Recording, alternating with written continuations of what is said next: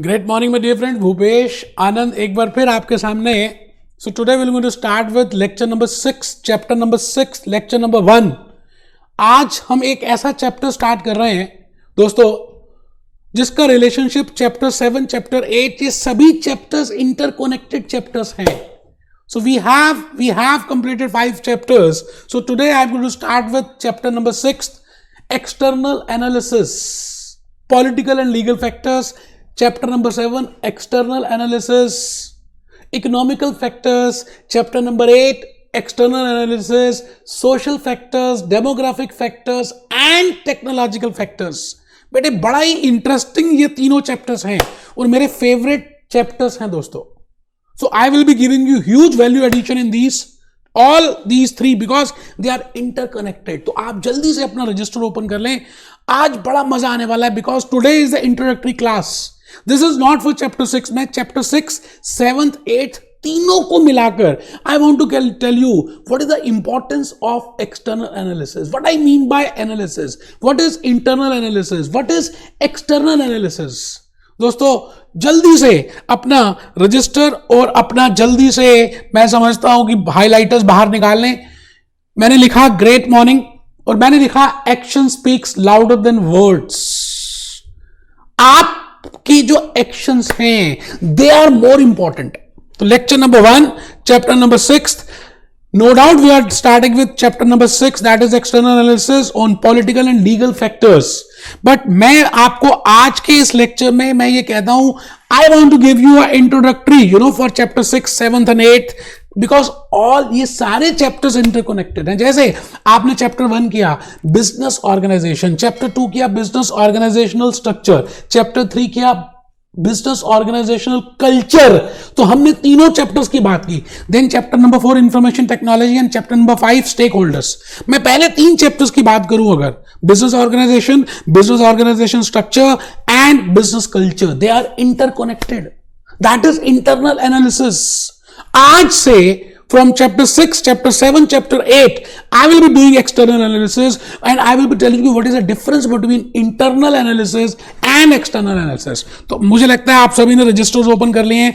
आप please note down करें. I have prepared handwritten slides. I have prepared so many things for lecture 6, for chapter 6, 7 and 8. बेटे मैं बड़ा excited हूँ आज. मैं बड़ा ज्यादा एक्साइटेड हूँ. External analysis chapter 6 political and legal factors आप लिखें.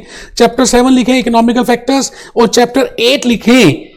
There are 3 factors which we will consider: social factors, demographic factors and technical logical factors. बेटा रियल केस स्टडीज बताऊंगा. नोकिया की बात करूंगा, कोडैक की बात करूंगा, एप्पल की बात करूंगा, रिलायंस जियो की बात करूंगा, एयरटेल की बात करूंगा, आर्टिफिशियल इंटेलिजेंस की बात करूंगा. That how the things are moving like anything. What are the legal laws. आइए बड़ा मजा आने वाला दोस्तों. मैं भूपेश आनंद आज आपके सामने एनालिसिस की बातें करेंगे. अभी देखेंगे चैप्टर क्या है. वी विल सी कि चैप्टर है क्या. But before that you should have a basic idea what I mean by analysis. आपने जब एसीसीए का कोर्स ज्वाइन किया उसको ज्वाइन करने से पहले आपने 2 तरह के एनालिसिस किए जाने अनजाने में. You did 2 types of analysis. One is internal analysis and second is external analysis. Internal में आपने अपनी कैपेबिलिटी, अपनी बातें, अपना हार्डवर्क, अपने स्किल, अपनी परफॉर्मेंस, अपने प्लस, अपने माइनस, अपना स्वॉट एनालिसिस किया, अंदर की बात. एंड सेकंड इज आपने फ्रेंड से पूछा, दोस्तों से पूछा, साइट देखी, गूगल बाबा से पूछा. बेटे that is external analysis. So similarly for a business organization, if I want to start with a business, Reliance Jio ने अपना प्रोजेक्ट जो स्टार्ट किया, Mukesh Ambani must have done 2 types of analysis. Uber cabs 2 तरह का analysis हुआ होगा बेटे, internal and external. Swiggy, Domino's pizza, there are 2 types of analysis. Xiaomi बेटे MI के फोन्स जो आ रहे हैं, मैंने कहा I have to do 2 types of analysis. तो what is the difference between these 2. एक बच्चे ने पूछा, एक बच्चे का तो मूड ही बिल्कुल खराब हो गया, बैठा हुआ देखो मेरे फेस टू फेस के लेक्चर में, क्योंकि मैं उसको देख नहीं रहा, मैं कैमरे की तरफ देख रहा हूं. तो वो बच्चा कहता है मेरी तरफ देखो. बेटे इतनी भीड़ हो चुकी है F1 के पेपर में, अकाउंटेंट एंड बिजनेस, जो क्लासरूम में आ रहे हैं मेरे पास. तो आइए मैं आपको भी देखूंगा, इनको भी देखूंगा, दोनों को देखूंगा दोस्तों. बड़ा ही मजा आने वाला है. और आज मैं आपके सामने केस स्टडीज करूंगा, आई विल टेल यू कि भाई बेसिक रियल एग्जांपल्स क्या हैं, आपके घर के एग्जांपल्स क्या हैं, उसके accordingly what is the meaning of analysis. मैं रियल एग्जांपल्स की बात करूंगा, मूवीज की बात करूंगा। आइए हम एक छोटी सी मूवी देख लें, एक छोटी सी गाना देख लें, हम गाना देख लें कि गाना है क्या। आइए मैं ये ज्यादा देर के लिए नहीं चला सकता due to so many reasons, लेकिन आप एक सेकंड के लिए अगर इसको थोड़ा सा देखें, 10-12 सेकंड के लिए, शाहरुख खान आपको कुछ कहने वाला है। मूवी का नाम है ओम शांति ओम, और शाहरुख खान का सपना था कि वो इस पूरे उसको फिल्म फेयर अवार्ड मिले, और मिल जाता है। अब वो फिल्म फेयर अवार्ड मिलने के बाद अपना एक्सपीरियंस शेयर कर रहा है, बट वो एक्सपीरियंस देखना है। वो कहता है कि अगर आप चाहें और उस चीज को पाने के लिए मेहनत करें, शिद्दत करें, तो पूरी कायनात आपकी हेल्प करती है उसको देने के लिए। मैं चलाऊंगा सर थोड़ी देर के लिए, आप देखिए क्या कह रहा है शाहरुख खान। शाहरुख खान बेटे मन की बात कर रहा है। इतनी शिद्दत से मैंने तुम्हें पाने की कोशिश की है। बेटे मैं ज्यादा देर तक नहीं चला सकता, मैंने आपको ये बताने की कोशिश की कि शाहरुख खान वॉन्ट्स टू से यू, बेटे शाहरुख खान क्या कहना चाहता है कि अगर आप लाइफ में कुछ भी पाना चाहें तो मिल सकता है। F1, F2, F3, knowledge level, skill level, professional level, ACCA, America, London, बेटे हो सकता है। Now it is possible. थोड़ी सी मेहनत करनी है बेटे, हिम्मत से काम करना है, आप अपना मन छोटा मत करना। आइए let's start with the journey. I think you must have written in your notebooks analysis. When I say analysis, there are two types of analysis. One is internal analysis and second is external analysis. So I will be dealing with case studies. I will be doing with this. So let's have a look. बेटे मैं पहला case study, पहला example आपकी life का रोजमर्रा का example दे रहा हूं, and I want to tell you what I mean by analysis. आप ये बताइए कि whenever you go for a doctor, आपका दोस्त या आप कभी तो डॉक्टर के पास गए होंगे। बेटे डॉक्टर आपसे क्या करता है, सपोजिकली ही इज अ डॉक्टर, ये डॉक्टर है बेटा, और आप पेशेंट है। ये बबली इज अ पेशेंट, बेटे बबली पेशेंट है। आप मुझे बताइए कि डॉक्टर इसको मेडिसिन देने से पहले, बबली को मेडिसिन देने से पहले क्या करेगा? डायरेक्टली आएगी बबली मेडिसिन दे देगा या विल डू सम एनालिसिस? बेटे एनालिसिस करेगा। बबली की तबीयत खराब है, उससे पूछेगा बुखार कब हुआ, खाना क्या खाया था, नींद कितनी आई, कल क्या हुआ था। बेटे so many things he will ask. उसकी आईज को देखेगा, थ्रोट को देखेगा, ब्लड प्रेशर चेक करेगा, बीपी चेक करेगा, शुगर लेवल चेक करेगा, बेटे थर्मोमीटर लगाएगा। There are so many tools with the help of which doctor will find out the problem, the reason. तो बेटे डॉक्टर क्या कर रहा है? एनालिसिस कर रहा है। Now, because after analysis, he can better, judge that which type of disease bubbly is suffering with, and accordingly can give the medicines. ये तो हम लाइफ में देखते हैं, हमारी रोजमर्रा के एग्जाम्पल्स में ये बात है। तो बेटे डॉक्टर इज डूइंग एनालिसिस। अब डॉक्टर दो तरह के एनालिसिस करता है।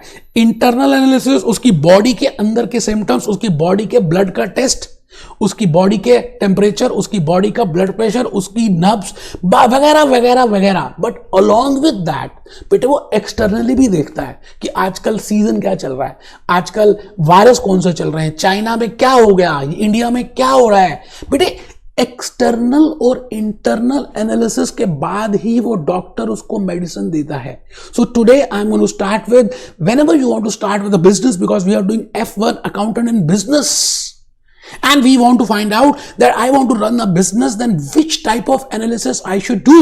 We have already covered chapter 1, chapter 2, chapter 3. That is what I mean by business. What is a business organizational structure and the culture. That is internal analysis. So today I will be starting with external analysis.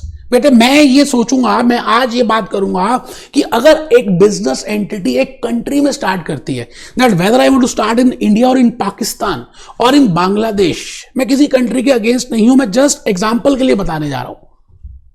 तो बेटे आप ये बताइए, as a business organisation I will be doing the analysis of that country, that political system of that country, super national political system, national political system, regional council. मैं उस country के बड़े सारे फैक्टर्स को माइंड में रखूंगा।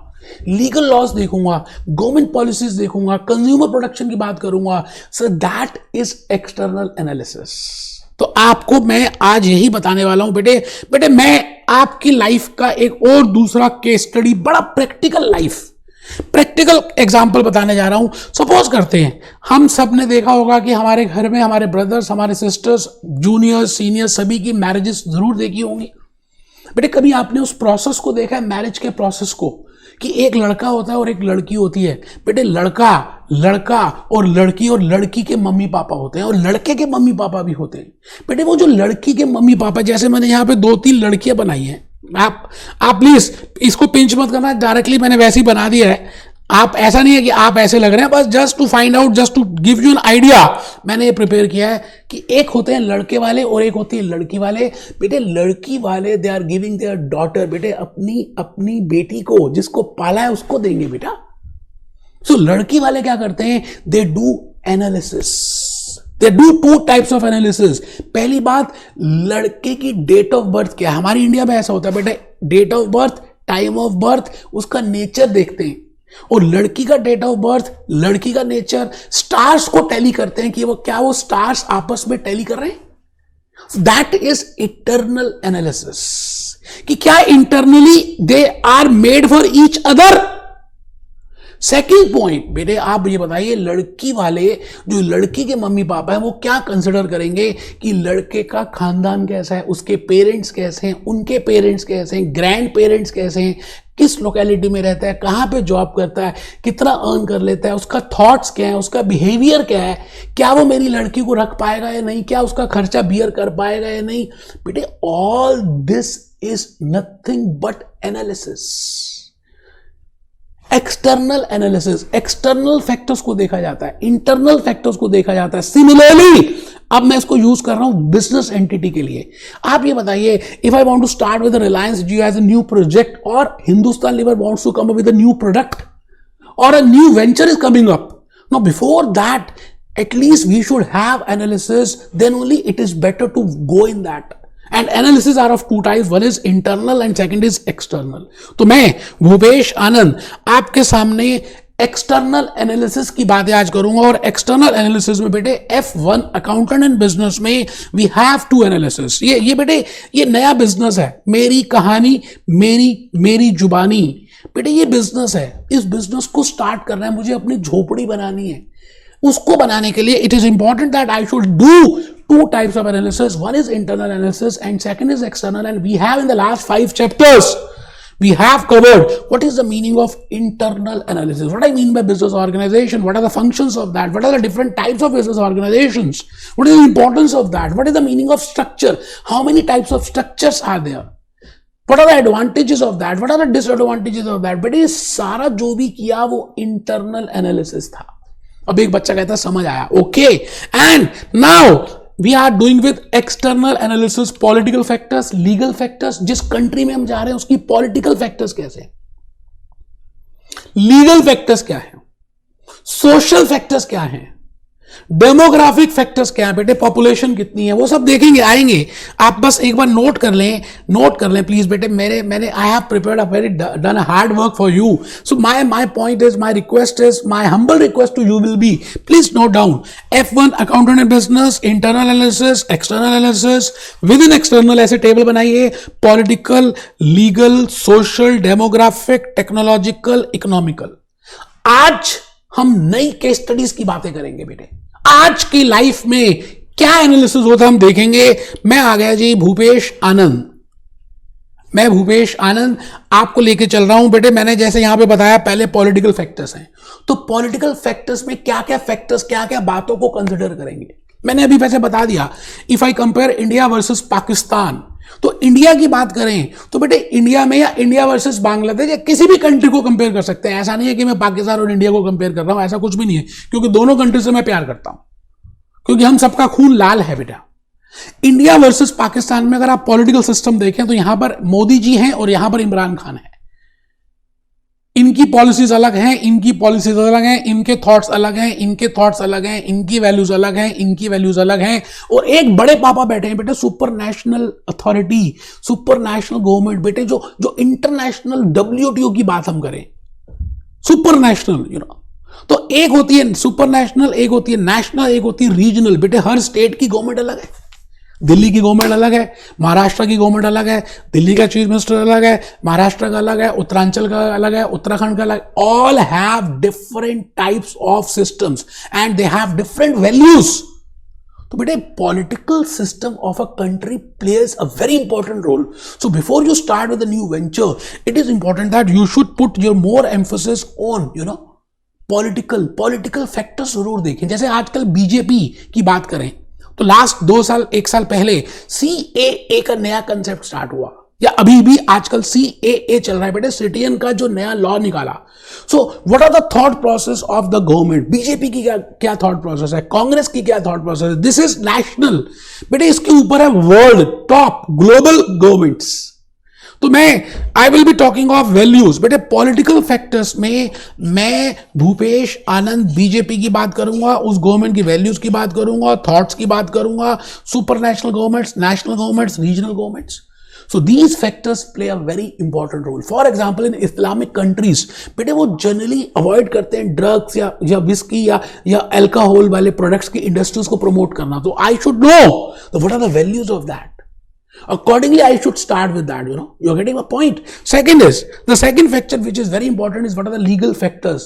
हम जिस कंट्री में एंटर करेंगे, इस्लामिक में करेंगे, तो उनके लीगल फैक्टर्स क्या है, लीगल लॉस क्या है, गवर्नमेंट पॉलिसीज क्या है in regard to employees, in regard to data protection, in regard to data security. बेटे फेसबुक का डाटा किस तरह से प्रोटेक्ट होगा, इंस्टाग्राम का अगर इंस्टाग्राम को कैसे अपना डाटा प्रोटेक्ट करना पड़ेगा. So all that legal laws क्या है, कंज्यूमर प्रोटेक्शन के लॉज क्या है, डाटा प्रोटेक्शन के लॉज क्या है, इंप्लॉइज के क्या लॉज है, ह्यूमन रिलेशन के क्या लॉज हैं बेटे. All those legal factors also play a very important role whenever you want to start with a business organisation. Hence it is important to do external analysis. बेटे external analysis करना पड़ेगा, करना चाहिए. मेरी बात को आप समझ पा रहे हैं? तो आप सभी को मैं ये कहता हूं कि आप लिखें, जैसे मैंने लिखा GST, goods and services tax enter हो गया हमारे लीगल लॉज में इंडिया में. तो आपको इंप्लॉइज प्रोटेक्शन के लिए, कंज्यूमर प्रोटेक्शन के लिए, डाटा प्रोटेक्शन के लिए बेटे सपोज करते हैं एक नई रूलिंग आ गई, लीगल और ट्रैफिक पुलिस आ गया कि हेलमेट वेयरिंग करना सबको इंपॉर्टेंट है. तो जो हेलमेट बनाती है कंपनीज बेटे, उनके तो बारे न्यारे हो जाएंगे. So you have to analyze the legal laws, government policies. For example, मैं ये कहता हूं कि हमारी इंडिया में सपोजिंगली जो किंडर गार्डन होते हैं, जो स्कूल के छोटे बच्चे नर्सरी वाले होते हैं, उनके लिए एक स्कूल फीस कैप लगा दिया दिल्ली गवर्नमेंट ने, that you can not charge more fees than this amount and you are only in schools. So you have to analyze that, because otherwise आपको अब diversify करना पड़ेगा, आपको other areas में जाना पड़ेगा. If you are totally dependent on school and there is a cap on school fees, so that will be a very lost position for you. So it is important that you should find out what are the government policies, what are the legal factors before entering into that. And but in next point हम बड़ा ही important discuss करेंगे chapter number 7 में. वो chapter 6 था economical factors. वो country की economy कैसी है बेटे. ट्रंप इंडिया में क्यों आ रहा है आपको मैं ज्यादा डिटेल में तो नहीं बता पाऊंगा, लेकिन आप समझ लें economical factors play a very important role. India में यंग पॉपुलेशन ज्यादा है, इंडिया में रिसोर्सेज ज्यादा है, इंडिया में पॉपुलेशन ज्यादा है, इंडिया की पर कैपिटल इनकम बढ़ रही है, इंडिया का GDP इंक्रीज हो रहा है, इंडिया का डिमांड इंक्रीज हो रहा है, इंडिया की सप्लाई बेटे.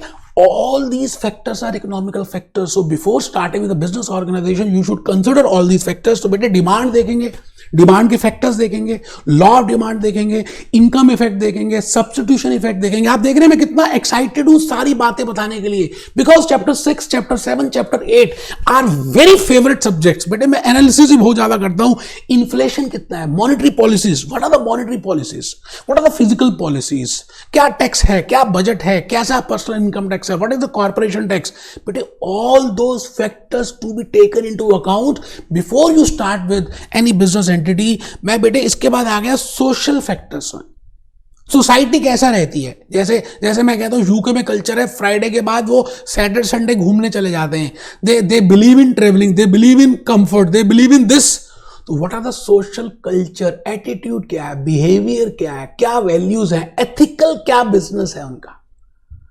तो आपको सोशल फैक्टर्स को भी कंसिडर करना है. You have to consider economical factors, you have to consider political factors, you have to consider legal factors, and demographic factors. The most important factors are demographic factors, कि आपकी demography, आपकी country में क्या season है जिसमें आप business start कर रहे हैं, पॉपुलेशन कितना। जैसे जर्मनी का अगर आप देखें, young population is missing. If I compare Germany with India, huge young population is there. So if I want to start with a product which is more more for young, it is useless to start in Germany, it is better to start in India.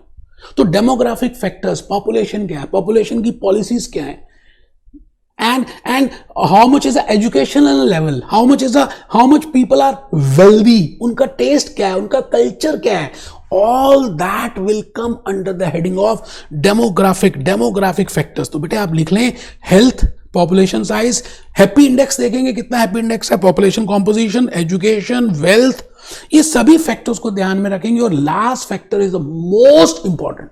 बेटे आजकल आपको पता है artificial intelligence आ गई है, employees 60% आने वाले दिनों में उनकी जॉब चली जाएंगी बेटे, they will be unemployed because of artificial intelligence, because of machine learning, because of new concepts are coming. So old technology versus new technology. मैंने नोकिया का एग्जांपल यहां पे लिखा कि बेटे नोकिया का एक जीता जागता एग्जांपल है। आप सब, हम सब नोकिया के फोन को यूज करते थे, और उसके बाद सैमसंग आया, आजकल सैमसंग चला गया बेटे, ज़ियोमी आ गया।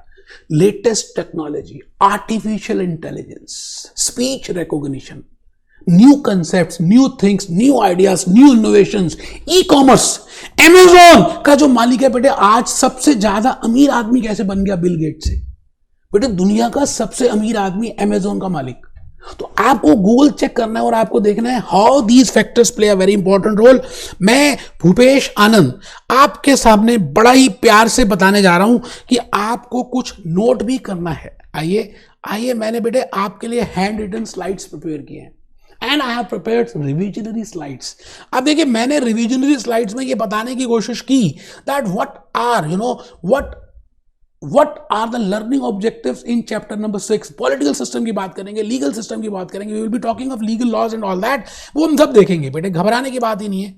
I will firstly want that you should write down chapter 6। बेटे आज श्री गणेश तो हम कर ही लेंगे ना, आज हम श्री गणेश तो करेंगे, और हम लिख रहे हैं chapter 6 external analysis। chapter 6 external analysis।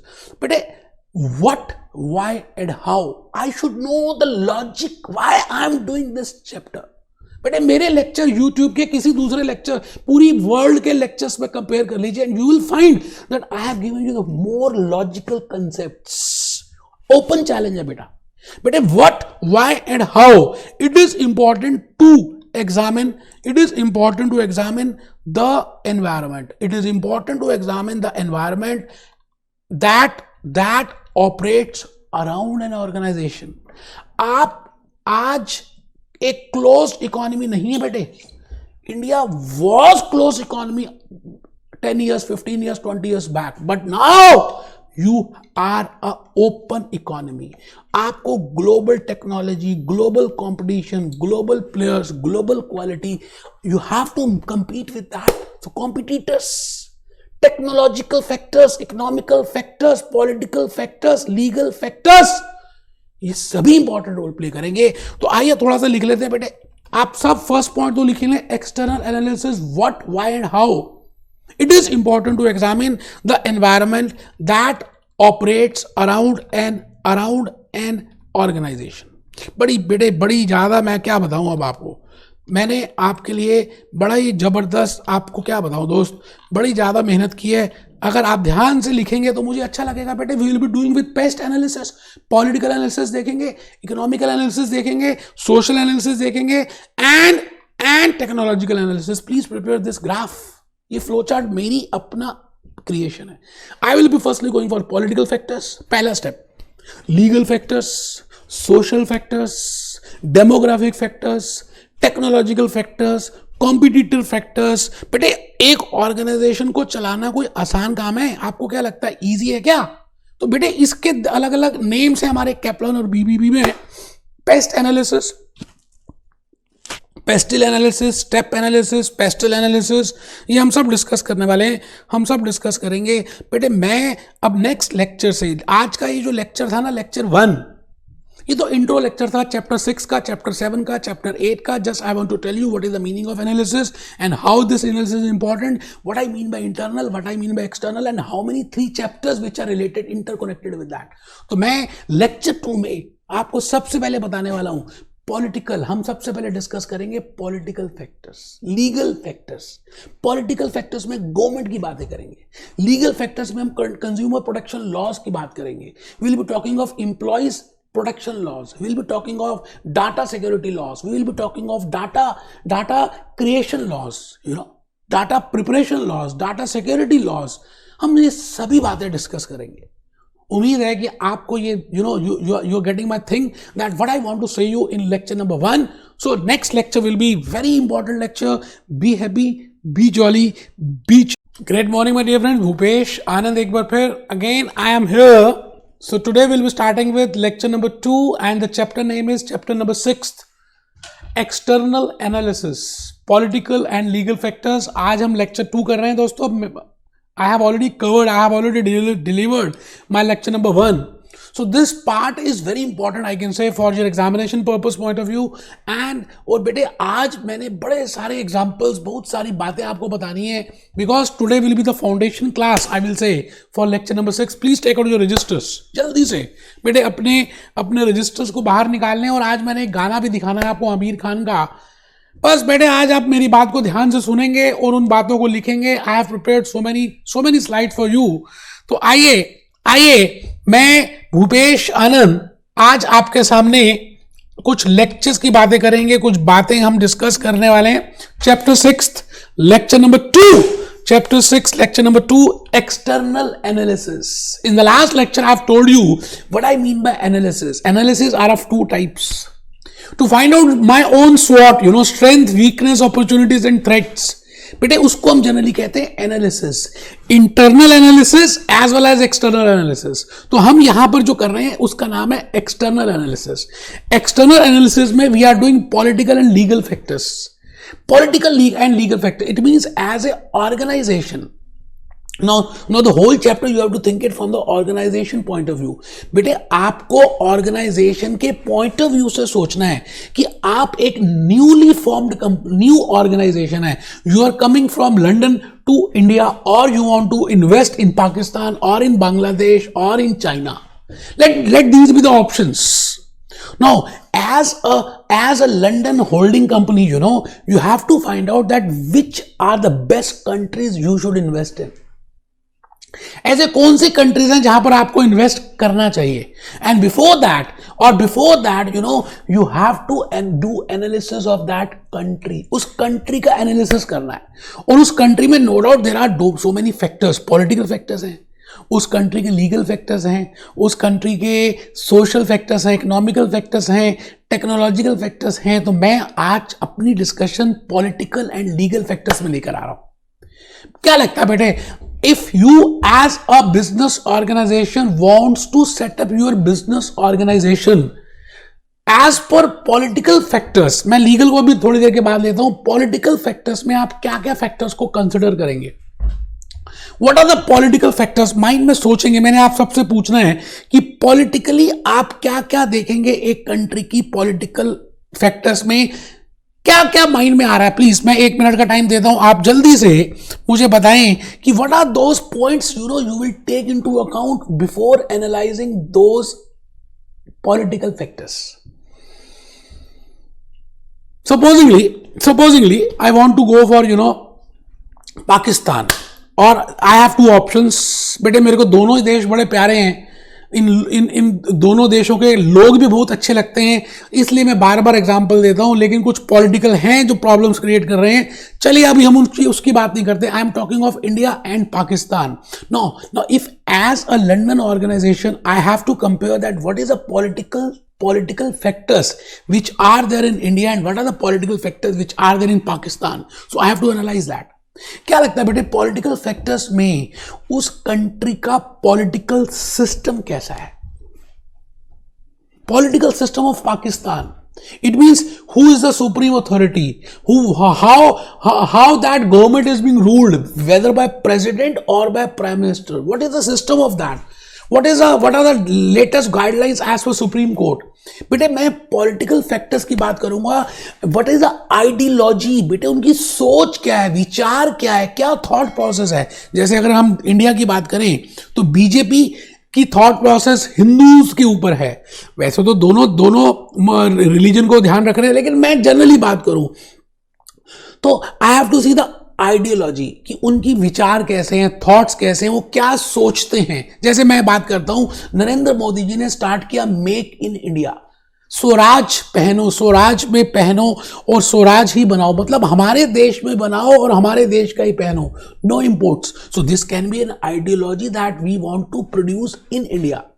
So in political factors we have to see कि भाई वो गवर्नमेंट क्या है, उसके थॉट्स क्या हैं, उसके विचार क्या हैं, what is the ideology behind that, and what are the risk involved in that, whether the public of that country give support to that system, give support to that prime minister, to that political system. क्या कोई risk of instability तो नहीं है. जैसे इमरान खान की बात करें तो there can be a risk of unstability. Pakistan की अगर आप हिस्ट्री देखें तो बेटे पूरी पाकिस्तान की हिस्ट्री में जो प्राइम मिनिस्टर प्रेसिडेंट बना उसको मिलिट्री वालों ने ओवररूल कर दिया. तो इफ आई सी कि क्या कोई अनस्टेबिलिटी तो नहीं है, because as a organisation I have to think from all those angles. So political system, political ideology, role of government, risk of political instability, and what are the relations, foreign relations क्या हैं. जैसे मैं बात करता हूं India के, तो अभी हमारे यहां पर ट्रम्प साहब आए, डोनाल्ड ट्रम्प. तो we have a very good now foreign relation with USA, we have good relation with Russia, we have good relation with Japan. So what are the foreign relations that country, that system has with others? तो इन सभी prerequisites से we can find out that whether my system is good or not. बेटे एक student की आप analysis करें तो उस स्टूडेंट का फैमिली बैकग्राउंड देख लें, उस स्टूडेंट के थॉट्स क्या हैं, उस स्टूडेंट के फ्रेंड्स कैसे हैं, उस स्टूडेंट्स की हैबिट क्या है, उस स्टूडेंट्स के रिलेशनशिप क्या है बाकी सबसे. तो बेटे I can find out that what are the features of this student if I can analyze all these things. अगर मैं एक स्टूडेंट के आसपास की ये सारी बातों को डिफाइन कर दूं, कैलकुलेट कर लूं, तो मैं उस स्टूडेंट के बारे में बहुत कुछ बता सकता हूं. बिल्कुल उसी तरह से बेटे if I want to analyse the political system of a country, if I want to find out the political factors of the country, I have to see the political factors, political system कैसा है,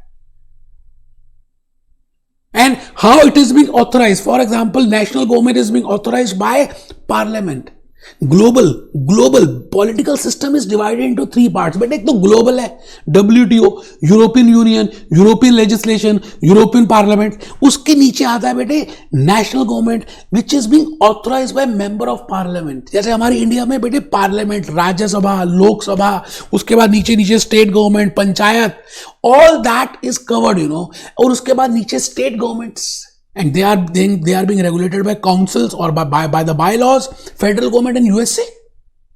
तो आपको पहले political system को पहले analyse करना पड़ेगा. Political system क्या होता है बेटे? ग्रुप ऑफ इंस्टीट्यूशंस की बात करें, ग्रुप ऑफ पॉलिटिकल ऑर्गेनाइजेशंस, जैसे हमारे यहाँ बीजेपी है, कांग्रेस है, आम आदमी पार्टी है, समाजवादी पार्टी है.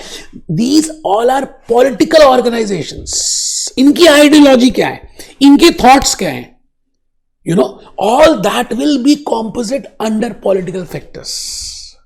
You are getting my point? So हम इन सबको कंसिडर करेंगे, उसके बाद हम कहते हैं that this is the political analysis of this country. तो आप चाहें तो बेटे ये ग्राफ प्रिपेयर कर सकते हैं, बड़ी मेहनत से बनाया है. पॉलिटिकल सिस्टम पहला है बेटे, फर्स्ट इज पॉलिटिकल सिस्टम. अभी हम देखेंगे what is the meaning of political system. Second is what is a political ideology. Ideology क्या है? रिलीजन को ज्यादा ध्यान देते हैं, ग्रोथ में ज्यादा ध्यान देते हैं. क्या आइडियोलॉजी है? जैसे ईरान की एक आइडियोलॉजी है, चाइना की आइडियोलॉजी है, इंडिया की आइडियोलॉजी है. So we have to find out the ruling authorities ideology. उसके बाद बेटे उस गवर्नमेंट का रोल क्या है, whether it has a maximum role, dominating role or a minimum role. What are the powers of that, norms क्या हैं बेटे, रूल्स कितने हैं. उन सभी बातों को कंसिडर करके रिस्क ऑफ पॉलिटिकल इंस्टेबिलिटी, ये बड़ा इंपॉर्टेंट फैक्टर है.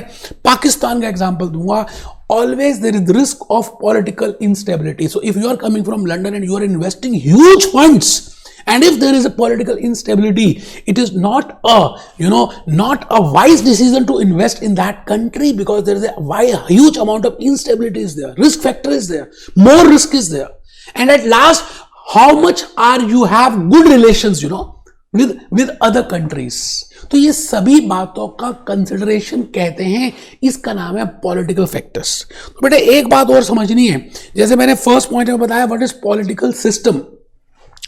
पॉलिटिकल सिस्टम की बात अगर हम करें तो बेटे मैंने कुछ यहां पर आपके लिए पॉलिटिकल सिस्टम में के लिए मैंने आपके लिए कुछ बातें देखी हैं. जैसे कोरा में गया, इंडियन गवर्नमेंट स्ट्रक्चर क्या है, पहले प्रेसिडेंट साहब हैं, फिर वाइस प्रेसिडेंट हैं, फिर प्राइम मिनिस्टर हैं, और फिर काउंसिल ऑफ मिनिस्टर्स हैं, minister, secretary, additional secretary, joint secretary, और उसके बाद नीचे नीचे बड़ी सारी अथॉरिटीज हैं, local, Panchayati Raj, village level, block level, Gram panchayat.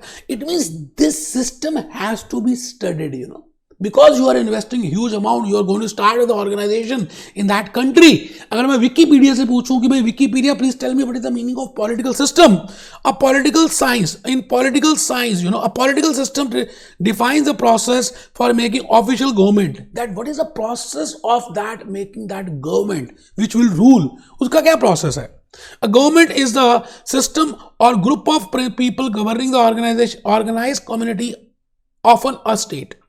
So it means I can see that what are the different types of governments and different types of political systems. बेटे तो एक हमारा है international political system, global political system जो top में है, जिसको हम कहते हैं world trade organisation, European union. It means कोई अगर प्रॉब्लम होती है एक नेशन की ऑर्गेनाइजेशन के साथ, दूसरी नेशन के साथ, तो that WTO will take into account that what is the best, that WTO. So this is the top level tier 1 organisation, tier 1 political system. उसके नीचे उस नेशन की गवर्नमेंट आती है, नेशनल गवर्नमेंट. जैसे हमारे यहाँ पर इस समय इंडिया में बीजेपी गवर्नमेंट है, पाकिस्तान में इमरान खान की गवर्नमेंट है, उन पार्टीज की बात कर रहे हैं, तो नेशनल गवर्नमेंट है. इसके ऊपर ग्लोबल गवर्नमेंट है. तो ग्लोबल जो गवर्नमेंट है, ग्लोबल जो पॉलिटिकल सिस्टम है, WTO है, उसको अथॉरिटी कहाँ से मिलती है बेटे? इंटरनेशनल लॉ, इंटरनेशनल कोर्ट है, एंड यूरोपियन यूनियन से लेजिस्लेशन आ रही है, यूरोपियन पार्लियामेंट से we get the power for that international government, international political system. और नेशनल गवर्नमेंट को पावर कहां से मिलती है बेटे? पार्लियामेंट से, हमारे बायलॉज से, राज्यसभा से, लोकसभा से. Chief Delhi Indian state government को कहां से मिलती है बेटे? बायलॉज से, काउंसिल से. तो मैं आपसे ये कहना चाहता हूं कि जब भी whenever I want to invest in a country, in an organization, I should firstly go for political analysis, or I will say political factors to be taken into account. तो आइए मैं आपके सामने इस समय नेक्स्ट पॉइंट में आ गया, political system. Now what is the meaning of a political system? Political system is a group of institutions. It is a group of institutions. बेटे पॉलिटिकल सिस्टम की बात करें, एक सिस्टम क्या है? रेसिप्रेटरी system, judicial system, human body system. Now this human body is a subsystem of eyes, nose, mouth, ears, hands, mind, brain. इसी तरह से पॉलिटिकल सिस्टम में अलग अलग पार्ट्स हैं. एक पार्ट है अलग अलग तरह के डिफरेंट इंस्टीट्यूशंस, जैसे इलेक्शन कमीशन, जैसे डिफरेंट पार्टीज, जैसे parliament, laws, constitution, all these are institutions. And second is political organizations, जैसे BJP, Congress. This is political organization, and some group of people, informal group of people. And how much is the relationship between them? बेटे इन सब के बीच में relationship क्या है, norms क्या है, रूल्स क्या है, इन सबको मिक्स कर दें तो हम कहते हैं दैट इज पॉलिटिकल सिस्टम. तो institutions, political organisations, relationship between them, rules and norms of their functions, all that is named as political system. बेटे अभी मैंने अलग से स्लाइड प्रिपेयर किए हैं, अभी आप जस्ट देख लीजिए, लिखना नहीं है. Now I will say there are 3 types of political system. One is global political system, second is national political system, third is local political system. अगर हम इसको हिंदी में करना चाहें तो मैंने लिखा बड़े पापा is global political system, पापा is national political system, छोटे पापा state political system, federal government of New York, government of California, government of this city. So I have different types of political systems. तो मैंने लिखा जी पहला global system, WTO, World Trade Organization, European Union, which gets power from UN resolutions. बेटे United nation के resolution से इनको power मिलती है, इंटरनेशनल कोर्ट से पावर मिलती है. मैं आ गया जी नेशनल पॉलिटिकल सिस्टम में. National government gate the power from parliament, from the constitution. तो मैंने लिख दिया सुप्रीम कोर्ट, पार्लियामेंट एंड छोटे पापा local political, that is state government and get the power from local by laws. तो मैं आ गया जी आपके सामने बड़ा ही प्यारी सी बात करने जा रहा हूं. आपको थोड़ा सा लिखना है. मैंने इन द लास्ट लेक्चर मैंने यहां तक थोड़ा सा बताया था. आइए थोड़ा सा हम स्टार्ट करें. आज लेक्चर नंबर 2 है. So today's lecture is lecture number 2. I am going to start with political and legal factors. बेटे पॉलिटिकल और लीगल फैक्टर्स के 2 लेक्चर्स लगेंगे, 2 या 3 लेक्चर्स लगने वाले हैं. आज सेकेंड लेक्चर है.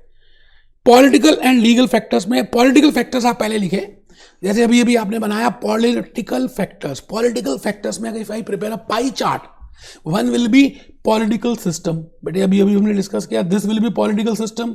Second will be political ideology, okay. And third will be pink colour बना देते हैं बेटे the power of that government. Fourth will be the risk of instability. The fifth will be foreign trade relationship. बेटे ये सब लिखा है मैंने, आराम से आप पहले लिख लें. Political system, political ideology, role of government, risk of political instability and foreign trade relationship. उम्मीद है कि आप सब लिख रहे हैं. It is important to write down because it will help you in grasping more concepts, you know.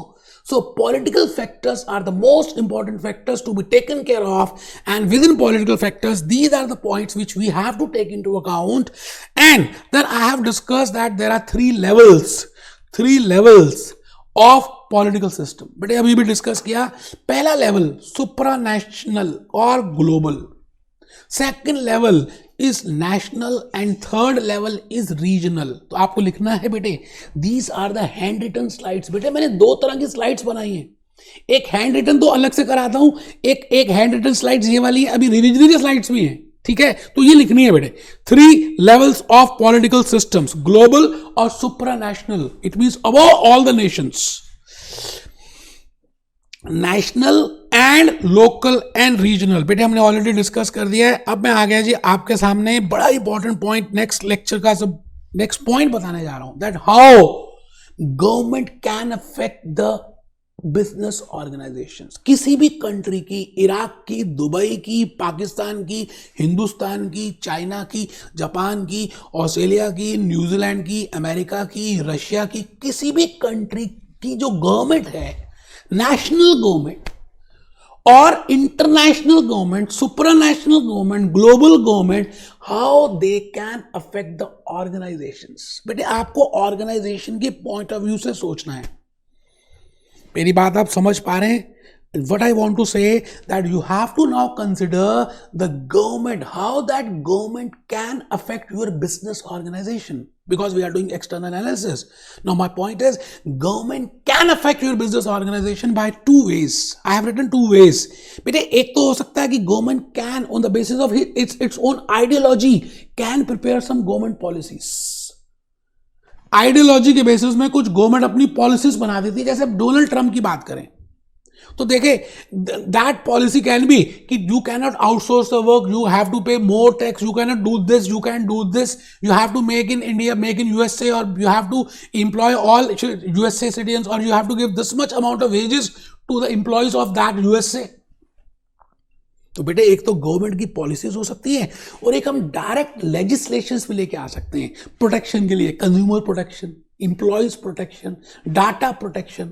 तो इन सबको प्रोटेक्ट करने के लिए we can have separate legal laws. तो आज के लेक्चर में In today's lecture, I am going to tell you something about, that how government can affect your policies, or how a government can affect your business organization. So first is with the help of government policies, and second is by the help of direct legislation. तो मैं पहले बेटे आज के इस lecture में देखिए direct legislation में I will discuss 4 or 5 types of legislation which is there in my F1 chapter 6. तो बेटे मैं यहाँ पे सबसे पहले बात करूंगा एम्प्लॉइज के प्रोटेक्शन की, कि आप एम्प्लॉइज को ऐसे डिसमिस नहीं कर सकते. This is unfair practice, this you can not do this, you have to do this, वो डिस्कस करेंगे. कंज्यूमर प्रोटेक्शन, कि आपको कंज्यूमर को ये देना है, ऐसे सर्विसेज देनी है, these are the rights of the consumer. Data protection आजकल बड़ा इंपॉर्टेंट रोल प्ले कर रहा है बेटे. फेसबुक, इंस्टाग्राम में अभी डाटा लीक हुआ था, तो डाटा प्रोटेक्शन, आप किसी इंडिविजुअल का डाटा लेते हैं, उसकी डेट ऑफ बर्थ लेते हैं, उसकी हैबिट्स के बारे में एंटर करते हैं, तो you have to protect it. So there are different laws as of different countries, for protecting that. So this can be very major issue which we will going to start with, which we will be discussing with. And what should be the health and care facilities which a nation, which a organization, which a employer should give to employees. तो ये देखेंगे बेटा, next class का हमारा मुद्दा है. आज मैंने आपको गवर्नमेंट पॉलिसीज की बात करनी है, that what can be the different policies and how they will affect. बेटे मैंने इसके प्रैक्टिकल एग्जांपल्स लिखे, जैसे housing policy can be there. Suppose करते हैं एक एरिया में हाउसिंग पॉलिसी के बेसिस पे you can prepare housing societies in that area, जैसे डीएलएफ, जैसे जयप्रकाश इंडस्ट्रीज, जैसे अंथल प्रॉपर्टीज. तो सपोजिंगली हमारी दिल्ली के आसपास जो गुड़गांव और जो गुरुग्राम और नोएडा के एरियाज हैं, सपोजिंगली एक एरिया को उन्होंने कहा ग्रेटर नोएडा में आप यहां पर हाउसिंग सोसाइटीज बना सकते हैं. Now this can be a policy of a government. तो आप बताइए how it will affect, how it will affect your business organisations. If there is a housing society, तो उसके आसपास क्या क्या चाहिए? मॉल्स चाहिए, सिनेमा हॉल्स चाहिए, कम्युनिटी सेंटर्स चाहिए, मार्केट प्लेस चाहिए. So that business organisation is directly affected by that housing government policy. सो हम यहां पे डिस्कस कर रहे हैं that how government policy can affect us, और by us I mean business organisation. तो मैंने यहां पर लिखा हाउसिंग. एजुकेशन, सपोजिंगली एक एजुकेशन की पॉलिसी आई थी इंडियन गवर्नमेंट की, that all students, all children of India should get compulsory and free education up to class 10th. If this is a policy, तो बेटे जो आप एजुकेशन सेक्टर से जो इन्वॉल्व हैं, which are related with education, who are publishers, who are paper setters, who are providing tables, who are providing other infrastructures, उनका business they will grow. And secondly, skill India की बात कर रहे हैं, तो more skill will be there. It means organizations will have more, more work in relation to education. So it means there are different policies, and those policies can affect us, the organizations. Healthcare, बेटे क्या लगता है health care में, pharmaceuticals में, supposingly they are banning one medicine and they are promoting कि आप ये medicine बनाएं. जैसे चाइना में अभी एक वायरस आ गया है, तो उसके लिए supposingly they are promoting. So health care plays a very important role nowadays. So health care can affect your business. Supposedly they are promoting pharmaceuticals, they are giving subsidies, they are helping that. So if you are involved, if your organization is involved, if your organization is Ranbaxy or Cipla, then you will prosper like anything. Healthcare, environmental, बेटे environmental के ऊपर India में आजकल electric cars का concept आ गया है. तो अगर एनवायरमेंटल पॉलिसी आ जाती है that no one can have petrol और diesel cars, then all the organisations who are involved in electric cars, their business will grow. Defense, crime, domestic means make in India. As in India we have a policy that you should produce goods, we will give you incentives, we will give you subsidies if you are producing in India. तो बेटे इस तरह से government policies plays a very important role. तो lecture 2 में I have just told you what are the political factors to be taken into account. When I say political factors, they play a very important role. And in political factors we will be watching with some legislations. ये next lecture number 3 में देखेंगे direct legislations. But just आज थोड़ा सा idea दे दूं. protection. Government always give protection or to employees, to consumers for the data. तो next lecture में, lecture 3 में will be discussing with these two, lecture 4 में will be discussing with these two, और बेटे 4-5 लेक्चर्स में we will be completing the whole chapter. But I want to tell you the basic logic that what is the main crux of this external analysis, what are the factors to be taken into account. Hope you are enjoying it. दोस्तों मैं आज आपको एक बड़ा ही अच्छा सा video दिखाने वाला हूं. आप देखिए, उस वीडियो को अगर आप देख लेते हैं तो मुझे ऐसा लगता है कि आपको लाइफ की ट्रुथ पता चलेगी कि लाइफ है क्या. देखते हैं. ये बेटे लगान मूवी का वीडियो है. मैं बोलूंगा नहीं, आप ध्यान से सुनिए आमिर खान क्या कह रहा है.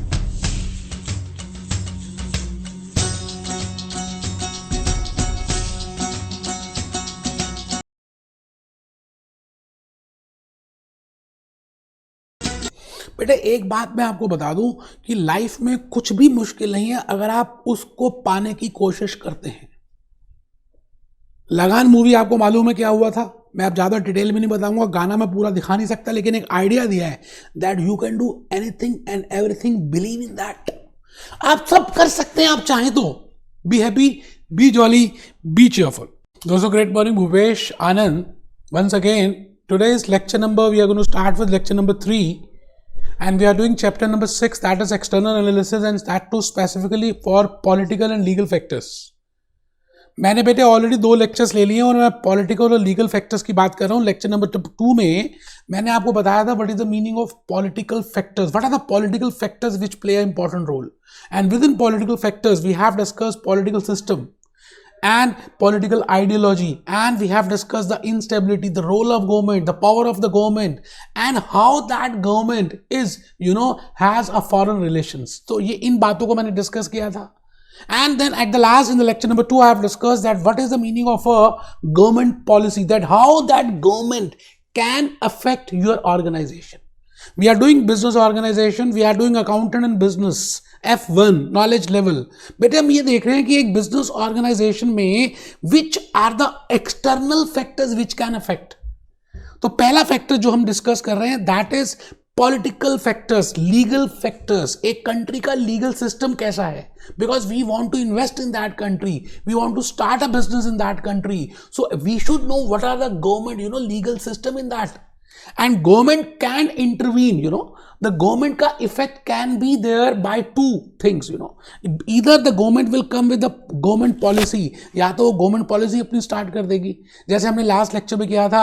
government policy in regard to education, government policy in regard to crime, government policy in regard to housing, government policy in regard to health, government policy in regard to data protection. All these are the government policies. And before going to start with any business organization, we should at least analyze what are the government policies of that country. Bete, otherwise it will be a failure for you. So we are doing analysis, and along with that government can also come with direct legislations. Bete, government direct laws bhi bana sakti hai. And in the last lecture I have told you that there are 4 types of laws or 4 types of legislations which we have to discuss in this chapter number 6. That is what I mean by employee protection. What are the guide legislation in relation to employees protection? What are the legislation in relation to data protection? What are the legislation in relation to customer protection and health and care? So I will be discussing with these 4. आज के इस lecture number 3 में मैं just आपको 2 ही बातें बताऊंगा, employees protection and data protection.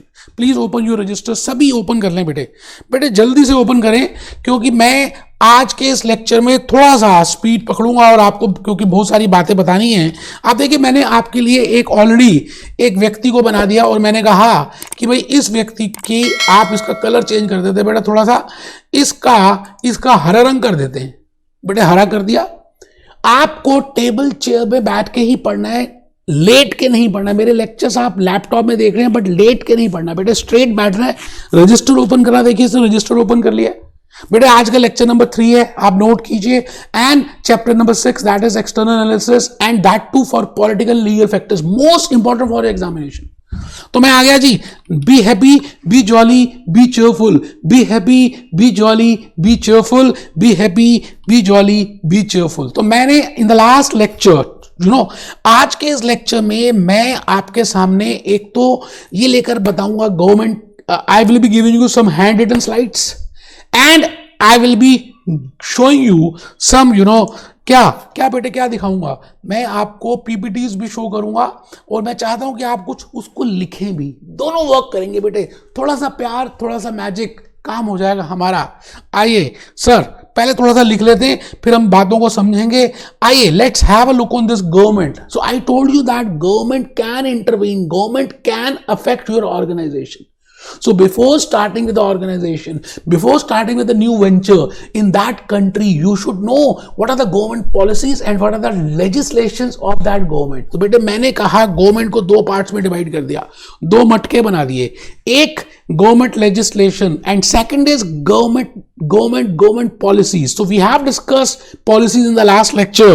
तो मैं आज के इस लेक्चर में लेजिस्लेशन की बात करूंगा. एंड व्हेन आई से legislation, I will be doing 4 legislations today which are in my course, chapter number 6, employees protection legislation, data protection legislation, customer protection legislation and health and care. और बेटे health और care की बात करेंगे, at least आप इसको थोड़ा सा लिख लें तो मुझे अच्छा लगेगा. प्लीज थोड़ा सा मेंशन कर ले बेटे, थोड़ा सा सही रहता है if you write down along with my that. I have done hard work for you. मैंने हाइलाइटर्स को यूज किया and in the lecture 1 I have told you कि you have to use highlighters. बेटे उसका बड़ा इंपॉर्टेंट रोल है. Now firstly I will be discussing with employees protection. मैं अभी आपको employees protection की बात करूंगा, but before that I want to tell you that this relationship is named as master and servant relationship, employer and employee relationship. Now master has more rights, master has a dominating position over servant. ये बात तो सब समझते हैं. Employer की dominating position होती है और एम्प्लॉय की डोमिनेटेड पोजीशन होती है. बेटे इस बात को तो क्लियर है, आप देखते ही है. एम्प्लॉयर एंड एम्प्लॉई, एम्प्लॉयर और एम्प्लॉय के बीच में there is a contract of employment. There are some terms and conditions on the basis of which there will be the agreement to employ. This person will enter into a contract and this person, employer, will also enter into a contract, and with the help of that contract, they will start doing the work. तो बेटे इन दोनों के बीच में एक terms of employment, contract of employment का compulsion होना जरूरी है, because that contract will only give the relationship of master and servant. Now, I have written this employer and employee. बेटे employer के नीचे मैंने लिखा TCS. इंडिया में different कंपनीज आर देयर, तो मैंने कुछ इंपॉर्टेंट कंपनीज का नाम लिखा. Tata consultancy services, Lakshmi cement, Infosys, HCL, Wipro. All these are employers. They have employed huge thousands of employees, and all those employees have a dominated position. Employers have dominating position. So I will be discussing what are the employees protection laws, because these employees, they are doing hard work. बेटे morning में आ जाते हैं, अपनी family के साथ time नहीं लगाते जितना टाइम एम्प्लॉयर के साथ लगाते हैं. बेटे मॉर्निंग में आते हैं, एनर्जी लगाते हैं, इवनिंग में घर जाते हैं और जाके सो जाते हैं. बेटे पूरी life they have devoted towards the employer. And they have dominated position. So as per the legislation, as per the government policy, as per European Union, हम आज legislations को discuss कर रहे हैं, that what are those legislations which safeguard the rights of employer. So as an organization, before I start with that in that country, I should know what are the employees protection legislations in that country which protect employees. तो बेटे मैं अभी European union की बात करूंगा, because I am doing ACCA, that is specifically with London.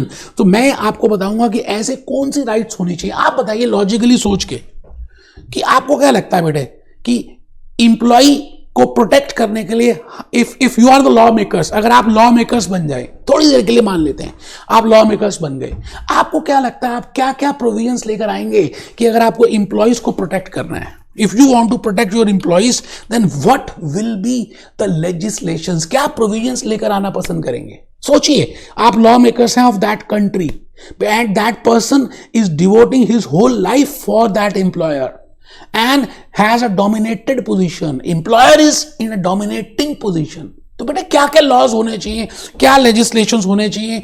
पहली बात बेटे जो contract, terms of contract enter हुए थे स्टार्टिंग में, बेटे आपके माइंड में आ रहा है कुछ? मैं 2 मिनट देता हूं, आप सोचिए कि इंप्लॉय को मुझे सेफ गार्ड करना है, इंप्लॉय को मुझे प्रोटेक्ट करना है, तो मेरे पास कौन से लॉज, क्या रेगुलेशंस, क्या एक्शंस, क्या प्रोविजंस होने चाहिए so that I can protect that employee. तो पहला, फर्स्ट, मुझे ऐसा लगता है पहली बात, जो टर्म्स ऑफ कॉन्ट्रैक्ट एंटर हुए थे eight the time of employment, before joining that terms of employment, employer should stick on that. बेटे उसमें जितना बेसिक पे लिखा था, उसमें जितना इंक्रीमेंट लिखा था, जो टाइमिंग थे, वर्किंग आवर्स थे, all that which is being given in that agreement and which is being signed by both employer and employee, employer should stick on that. क्या लगता है बेटे, ऐसा होना चाहिए? सोचिए, पहले सोचिए, बिकॉज एवरीथिंग इज आप जो सोच रहे हैं वही लॉ बना दिया उन्होंने। तो लीगल लॉ मेकर्स पहले उन्होंने सोचा कि अगर हमें एम्प्लॉय को सेफ गार्ड करना है तो क्या करना चाहिए। तो पहली बात, उसकी हैरासमेंट नहीं होनी चाहिए, उसकी वेजेस रिड्यूस नहीं करनी चाहिए। अगर कोई प्रॉब्लम है तो उसको supposingly dismissal, if the employer want to dismiss, बेटे टर्मिनेट करना चाहता है अगर उस एम्प्लॉय को, तो बेटे in that case there should be a process, there should be a procedure, there should be a notice period, there should be a written reasons कि भाई मैं आपको निकाल रहा हूं क्योंकि आप ऐसा ऐसा ऐसा ऐसा कर रहे हैं। नाउ डिसमिसल्स के ऊपर बड़ा इंपॉर्टेंट कंसेप्ट है जो हम आज डिस्कस करेंगे। MCQs are mainly on dismissals. तो I have prepared a very very very beautiful flow chart for you. आप प्लीज एक फ्लो चार्ट प्रिपेयर कर लें अपने नोटबुक में। पे So when I want to protect my employees, I will consider these different points on the basis of which I will protect my employee from the point of view of pay. That pay should be paid timely and it should be paid as per that agreement, and there should be increment as per the agreement. No discrimination. बेटा discrimination नहीं होना चाहिए। इसका मतलब ऐसा नहीं है कि आप अंग्रेज हैं और दूसरे फिरंगी, दूसरे काले हैं। There should not be any discrimination in male female sex, और there should not be any discrimination on religion, there should not be any discrimination on caste, there should not be any discrimination on anything, तो ये बात का ध्यान रखना है। So I want to safeguard my employees, so I want to prepare a legislation for them. तो मैं legislation इस तरह से बनाऊंगा, पे के ऊपर, नो डिस्क्रिमिनेशन के ऊपर I will be having provisions, no harassment, और सबसे इंपॉर्टेंट जो आपके एग्जामिनेशन में आएगा बेटे, उसको हम कहते हैं that is named as dismissal. बेटे dismissal has been given a huge importance in your study material, in your Kaplan study material, in BBPP, and I will be putting more emphasis on dismissal, that if employer को अगर employee को निकालना है तो क्या, which dismissal is considered as fair dismissal, which is considered as unfair dismissal, and which is considered as wrongful dismissal. आप मुझे बताइए that if there is agreement to work और वो and this employer want to dismiss him, बेटे this person should give a speaking reasons, speaking order. इसको बताना चाहिए कि क्या reasons हैं due to which he want to dismiss this employee. And this person should give a notice to this employee, statutory notice period होना चाहिए। और बेटे कई बार क्या देखा गया है, एम्प्लॉयर कंस्ट्रक्टिव डिसमिसल कर देता है, मतलब जानबूझ के he will take some actions, he will take those actions with the help of which employee को अपने आप ही छोड़ना पड़ जाएगा। तो बेटे दिस इज वेरी रॉन्ग। तो आज टुडे लेक्चर हम एम्प्लॉइज प्रोटेक्शन में we are more focusing towards dismissal. तो आप एक बार जस्ट लिख लें डिसमिसल। डिसमिसल के 3 ब्रांचेस हमने प्रिपेयर की, fair dismissal, unfair dismissal, wrongful dismissal, and then I will be starting with dismissal of employees. एंड बेटे मैं इसको अभी आपको यहां से भी बताने वाला हूं। अब देखिए, I have prepared slides also, but my main objective is that you should firstly write it down. My handwritten slides should be written. Then I will be showing you these PPTs. With the help of those PPTs, you can also revise the concept. बेटा सब लिखा है, आप बस मेरी बात को सुने और आप लिखना शुरू कर दें। आइए, let's have a look on this. Let's have a look on this. What is the meaning of constructive dismissal? Now, when employer tactfully does those acts, takes those actions due to which employee himself resigns, that is named as constructive dismissal मतलब बंदूक चलाना दूसरे की कंधे में, हमारे India में कहते हैं बंदूक तो चलाना किसी दूसरे के कंधे पे रखकर, मतलब आपने मारा लेकिन आपका नाम भी नहीं आया, that is constructive dismissal. Employer ने क्या किया, कुछ कॉन्ट्रैक्ट को, कुछ एक्शंस को ऐसा लिया, जैसे आप देखें employees resigning due to employer. Constructive dismissal means employee खुद रोकर, खुद परेशान होकर खुद ही छोड़ देगा नौकरी, बेटे उसको बोलते हैं कंस्ट्रक्टिव। जैसे एम्प्लॉयर ने वेजेस को रिड्यूस कर दिया, अब टर्म्स ऑफ कॉन्ट्रैक्ट में था x dollars to be paid every month, but employer is giving x minus something dollars to that particular employ every month. अब बेटे वेजेस जब रिड्यूस कर दी तो बट नेचुरल है that employ will automatically resign himself. So this is a constructive, I will say dismissal. Harassing him, बेटे उसको harass करना, दैट इज ऑल्सो, बेटे हैरास का मतलब माइंड से उसको हैरास कर देना। जब वो घर में जाएगा तो बेटे वर्क ही नहीं कर पाएगा, ऑटोमेटिकली पूरी रात उसको वही सपने आ रहे हैं कि किस तरह से हैरासमेंट कर रहा है, डराना, you know that harassment he is doing. Who?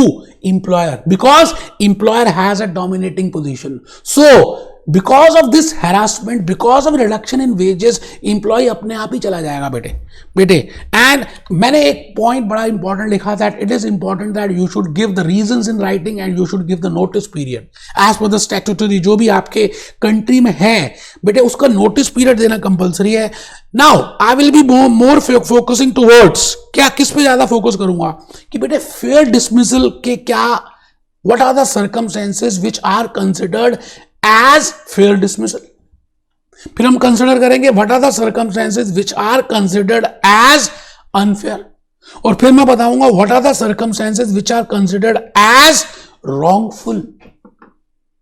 बेटे फेयर डिसमिसल में क्या आएगा, मतलब फेयरली एम्प्लॉयर एम्प्लॉय को डिसमिस कर सकता है अगर एम्प्लॉय का क्रिमिनल रिकॉर्ड हो, अगर employee does not have that qualification which is required for that particular job, and if employee is reducing his workforce, redundancy में जा रहा है, तो बेटे there are some circumstances as per the law, as per the legislation which are considered as fair, which are considered as fair।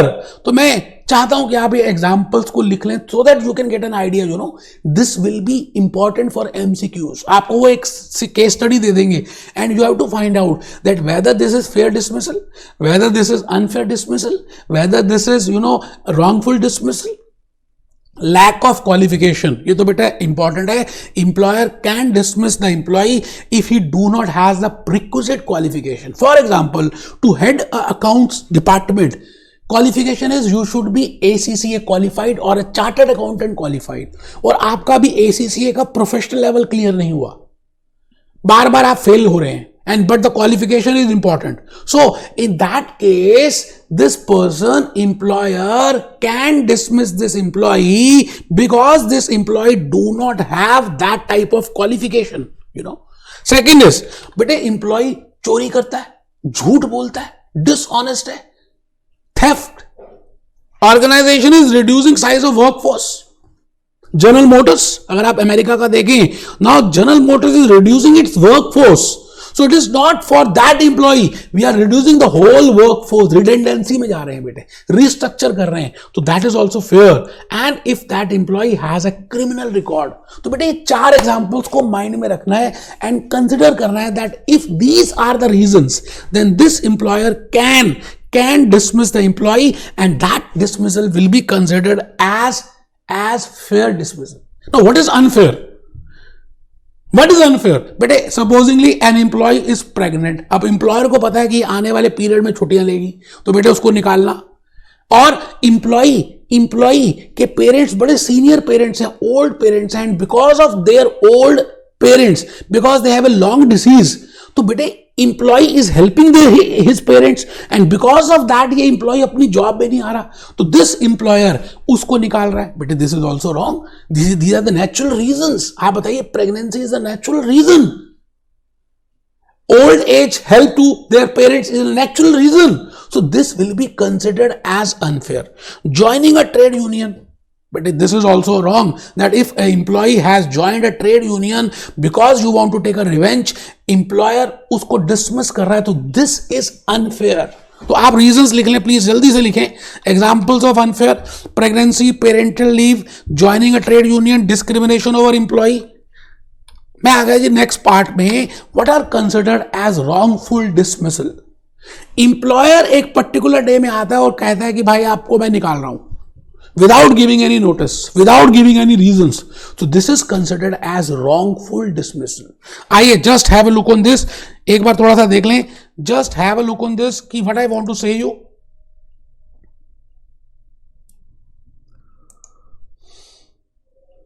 Employees dismissal, employees protection. Just have a look.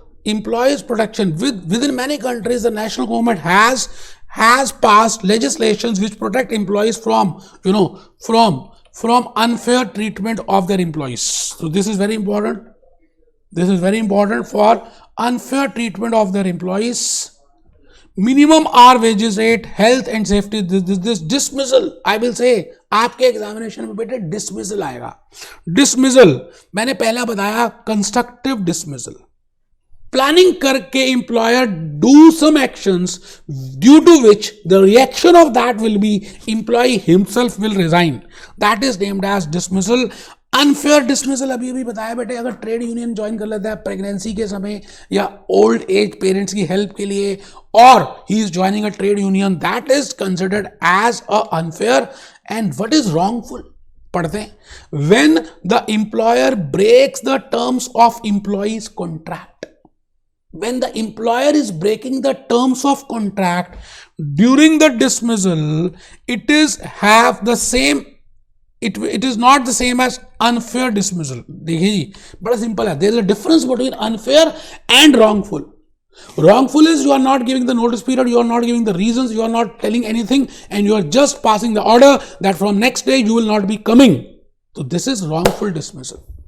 Unfair is joining a trade union, pregnancy, or second is taking more leaves because your parents are sick. So all those are considered as unfair. Fair क्या है वो आपको मैंने बता दिया.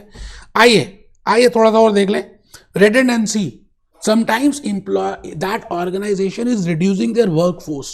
बेटे redundancy का meaning है you are doing reconstruction of your company. Because new models are coming, because the policies has been changed. तो आपको अपना workforce reduce करना है. Infosys has reduced so many times. Wipro, TCS, Tata Motors. Now you want to reduce your size of workforce. Now due to that you are dismissing your employees. So that is considered as redundancy. But what are the benchmarks? What are the points to be considered in redundancy?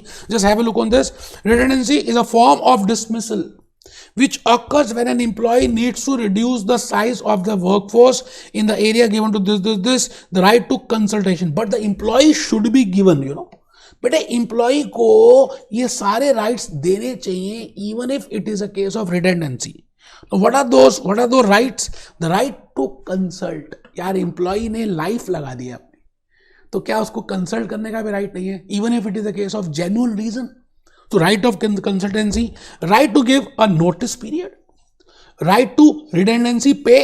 बेटे redundancy pay जब तक उसका payment भी मिलना चाहिए, and selection to be carried out fairly. So these are the rights which that person should have, employee should have, even in case of redundancy. So I think I have told you all the things in regard to employees protection. So let's have a move to data protection.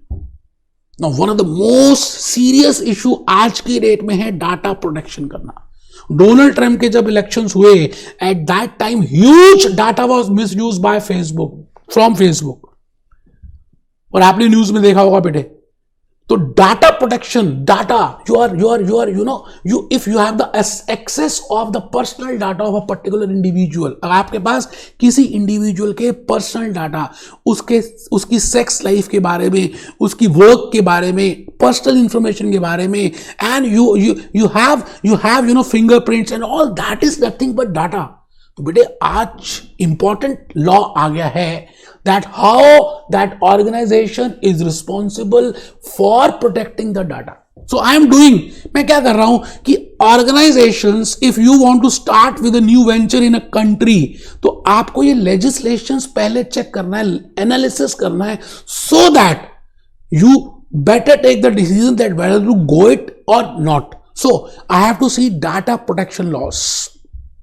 बेटे आपका जो personal information है directly वो एक company without your permission can not use it, एक country से दूसरी country में नहीं जा सकता, has to properly protected, it has to be updated, it has to be transparent. So there are so many provisions, there are so many principles which are to be used in case of data protection. So my request to you will be, अगर आप ये थोड़ा सा लिख लेते हैं, if you just write it down in your register, more concepts will be clear that why we are doing data protection laws. We are doing external analysis. We are doing external analysis from the point of view of political and legal factors. And within legal factors, we are doing direct legislation. And within direct legislation, हम कर रहे हैं बेटे employee का protection हम कर चुके हैं, अब डाटा का प्रोटेक्शन कर रहे हैं. मेरा नाम है भूपेश आनंद, मेरी डेट ऑफ बर्थ, मेरा आधार कार्ड, मेरा इलेक्शन कार्ड, मेरा ड्राइविंग लाइसेंस, मेरे आईज का रेटिना का इंप्रेशन, मेरे फिंगरप्रिंट्स, मेरी सारी चीजों का इंफॉर्मेशन आजकल सबके पास है. बट जिस भी कंपनी के पास है, एयरटेल के पास है, वोडा के पास, और any company, that company, that organization is now responsible for doing something. Now there are separate laws as per European Union. तो अभी हम उन laws को थोड़ा सा देखेंगे, principles को देखेंगे. याद नहीं करना है, have a conceptual knowledge. आप ये बताइए, if you prepare you want to have a legislation on that data protection, क्या लगता है क्या legislation में provisions होनी चाहिए for that data protection? It is concerned with misuse of individual information. बेटे मिसयूज नहीं होना चाहिए. एक मैं बता दूं आपको बेटे, डाटा प्रोटेक्शन लेजिस्लेशन में one most important prime objective is that it should not B misused. Legislation बेटे दो तरह की आगे जो हमें डिस्कस करनी है, general data protection regulations and data protection act 2018. अभी हम देखते हैं बेटे. अभी अगर आपको मैं थोड़ा सा बताऊं to just have a look on this, there are different types of legislations for employees. We have just discussed employees protection. हमने अभी employees protection की बात की. तो बेटे employees protection में अलग अलग laws आ चुके हैं. And similarly there are separate data protection act. There are different types of provisions which are there in relation to different types of laws, principles which are in relation to data protection. तो मैं भूपेश आनंद आज आपको same logics बता रहा हूं that what are the points to be considered in data protection. तो आइए जी देखते हैं data protection. Data protection legislations दो हैं, general data protection regulations, general data protection regulations, general data protection regulations, and these are supplemented with data protection act which was passed by European Parliament. तो बेटे कौन से principles हैं? बड़े normal principles हैं, थोड़ा सा ध्यान रखना है. Principal 1, that data should not have any unauthorized access, no alteration, no disclosure, no destruction. No common है, no unauthorized access, no alteration, no destruction, no alteration. ठीक है जी. तो उस डाटा का ये मिसयूज नहीं होना चाहिए, ऑल्टरेशन नहीं होना चाहिए, एक्सेस नहीं होना चाहिए, डिस्क्लोजर नहीं होना चाहिए. These are the normal. आप बताइए, if you are the law makers, अगर आप लीगल लॉ मेकर्स बन जाएं और आप डाटा प्रोटेक्शन के ऊपर लीगल प्रोविजंस लेकर आना चाहें तो बेटे यही होगा. प्रिंसिपल नंबर 2, आपका जो पर्सनल डाटा है उसका तो ज्यादा ध्यान रखना है. Personal data should not be transferred from one country to another country. बेटे आउटसोर्सिंग हो रही है, एक कंट्री का डाटा दूसरी कंट्री में हम ट्रांसफर कर रहे हैं, but we can only transfer if we are sure कि वो जो सेकंड कंट्री है, the data which we are transferring in that country, that transferred country should take safeguards to protect that, to secure that data. Otherwise, you will not transfer personal data of an individual from one country to another country. तो बेटे these are the principles जो हम discuss कर रहे हैं. These are the principles which we are discussing. Data to be used fairly. हमने पहले कहा डाटा को should not be unauthorized use, should not be disclosed, should not be this. Now how it can be used. It should be transparent. You should give the reasons. You should tell the purpose that where you will use that data of individual to that individual. So data to be used fairly, lawfully and transparently. Okay. Principle number 4. Principle number 4. I think we have missed principle. Okay. Principle number 4 is data to be kept for no longer than necessary. अब बेटे data का काम हो गया तो आप उस data को अब अपने पास नहीं रखेंगे. एज ए हार्ड डिस्क में स्पेस खराब हो रही है, क्योंकि if you will keep it, बेटा उसका मिसयूज हो सकता है, तो it should be deleted from recycle bin also. Delete कर दीजिए उस डाटा को. So these are the general protection regulations. ठीक है जी. Employ principal number 5, data to be use for specified purpose. जो पर्पस आपने बताए that is to be use, but there are strong protection guidelines. बेटे कुछ पर्पस के लिए तो स्ट्रॉन्ग प्रोटेक्शन गाइडलाइंस है, because there can be huge blunders अगर आपने इसका ध्यान नहीं रखा. तो what are those protection for political opinion? Strong protection for, आप as a individual Donald Trump को सपोर्ट करते हैं या रिपब्लिक पार्टी को सपोर्ट करते हैं या बैरक ओबामा को सपोर्ट करते हैं और कांग्रेस को करते हैं या नरेंद्र मोदी जी को करते हैं, these are the very personal issues. So there is more strong protection in regard to your political opinion, your sex life. Trade union membership, आपने कहां पे कौन कौन से ट्रेड यूनियन को ज्वाइन किया है, this is again a very serious issue. So you should give more emphasis on this protection. Genetics and biometrics. बेटे biometrics are playing very important. Retina, sign, fingerprints, ये सारे बायोमेट्रिक्स हैं. तो किसी भी इंडिविजुअल के बायोमेट्रिक्स, उसके जेनेटिक्स, उसकी सेक्स लाइफ, उसके ट्रेड यूनियन की membership and it's political opinion have to be more protected as compared to general data. मैं आ गया जी नेक्स्ट पॉइंट में, rights of data subject. It means that individual जिसका डाटा वो कंपनी यूज कर रही है, this person must have some rights. क्या लगता है क्या राइट्स होंगे अगर आप लीगली लेजिस्लेशन प्रिपेयर करना चाहें तो क्या what should be the rights इस पर्सन के? ये अगर चाहे तो एक्सेस कर सकता है. If this data which is there with that person with the organisation and that is wrong, so this individual can get it rectified. कर सकता है या नहीं कर सकता? डिसमिस कर सकता है. It means that data he can restrict this person not to use or to get it deleted. So these are the rights of the owner of that data. That is named as data subject. तो आप please लिखें, as per Data Protection Act, can access that personal data. That individual can access that data, get his data erased, stop processing of his data.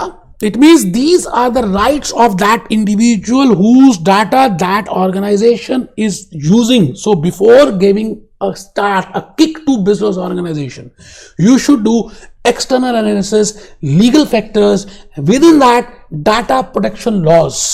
Stop processing, get his incorrect data updated, be informed about how his data to be used. तो आप लिखेंगे पहला, he can access his own personal data, he can get his data erased, he can stop processing his data, or can get his incorrect data updated, or how the data to be used. So ये सब काम वो कर सकता है if he has the right to, he has the right to go for that. Okay.